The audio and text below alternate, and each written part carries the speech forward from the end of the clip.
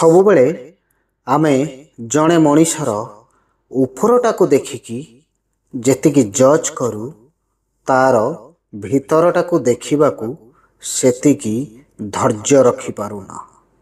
ମୁଁ କହିବାର ଅର୍ଥାତ୍ ଆପଣ ପଇଡ଼ ଦେଖିଥିବେ, ପଇଡ଼ର ଉପର ଭାଗଟି ଏତେ ଶକ୍ତ ଥାଏ ଯେ ତାକୁ ଯେତେବେଳେ ଛଡ଼େଇ ଦିଆଯାଏ ଏବଂ ତାକୁ ଯେତେବେଳେ ପୁଣି ଗୋଟେ କଣା କରି ତାର ରସ ପିଆଯାଏ ତାହା ବେଶ ମଧୁର ହୋଇଥାଏ। ଠିକ୍ ସେମିତି ଜଣେ ମଣିଷର ଉପରଟି ଯେତେ ଶକ୍ତ ହୋଇଥିଲେ ମଧ୍ୟ ତାର ଭିତରଟି ସେତେ ନରମ ବା କୋମଳ ହୋଇଥାଏ।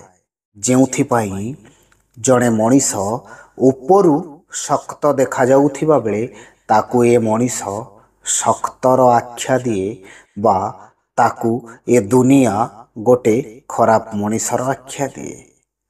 କିନ୍ତୁ ପଇଡ଼ ଭିତରେ ଥିବା ସେ ମିଠା ପାଣିର ସ୍ୱାଦ ଥରେ ଯିଏ ଚାଖିଛି ସିଏ କେବେ ବି ମଣିଷ ଚିହ୍ନିବାରେ ଭୁଲ କରିନାହିଁ। ସେଇଥିପାଇଁ ମଣିଷକୁ ଚିହ୍ନିବା ଶିଖନ୍ତୁ। ମଣିଷର କେବଳ ଉପର ନୁହେଁ ଭିତରକୁ ମଧ୍ୟ ଥରେ ପରଖି ଦେଖନ୍ତୁ ସେ କେତେ ମଧୁର ଆଉ କେତେ ଭଲ। ଏଇ ତ ଜୀବନର କଥା।